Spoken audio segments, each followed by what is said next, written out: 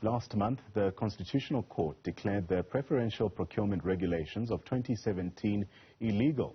Now, this means that the state cannot apply pre-qualification criteria in favor of any particular group. Now, many have seen this as a possible blow to transformation. Let's ask Faheema Rahim, an associate attorney at TGR Attorneys.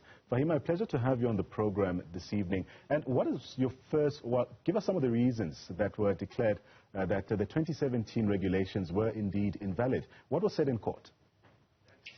Thank you for having me, Tata. Essentially, what the Constitutional Court was saying is that the minister does not have the power to actually enact regulations which provide for pre-qualification criteria, right, and that power essentially lays with each organ of state. And what's the difference between these new regulations that have been published for public comment and the 2017 regulations that were in fact declared invalid? Essentially, the new draft regulations is a watered-down version of the 2017 regulations. Right. And when I say that, I mean that the pre-qualification criteria that was in the 2017 regulations have now been removed, and it merely provides for the calculation of the point system in terms of the 80-20 principle and the 90-10 principle. It also provides guidance for organs of state in terms of deadlock mechanisms, and also attending to award a tender to a lower scoring bidder. And how do these new regulations even affect the transformation agenda? I mean, to address these imbalances of the past, particularly in relation to BEE?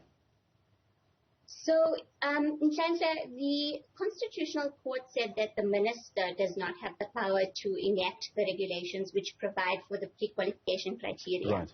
But my view is that that does not prevent the organs of state from doing it themselves. So it may not be in the draft regulations.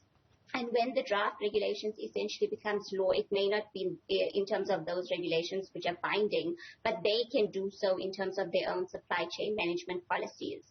As we wrap up, Faheema, where to from here? I mean, a fundamental question asked by both organs of state as well as the public in general is whether the BEE or economic transformation policies that have been enacted to redress these historical imbalances have become ineffective after the 2017 regulations were declared invalid.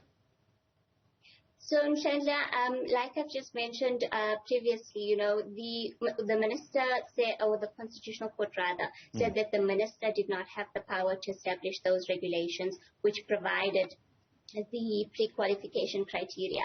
But organs of state do have the ability to include or impose those criteria in terms of their own supply chain management policies. So my view is that they would just need to amend the supply chain management policies in order to impose those criteria when they actually tender for goods and services. Well, Faheema, a pleasure to have you on the program. That was Associate Attorney at TGR Attorneys, Faheema Rahim.